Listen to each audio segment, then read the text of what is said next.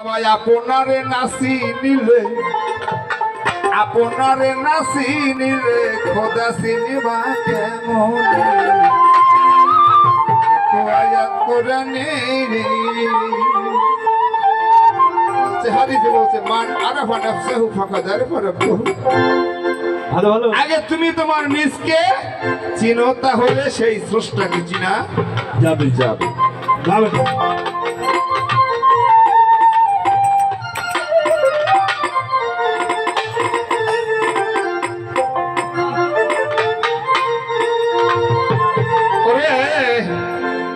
আরশ কুরসি লৌহ কলম আরে বাবা 18,000 আলো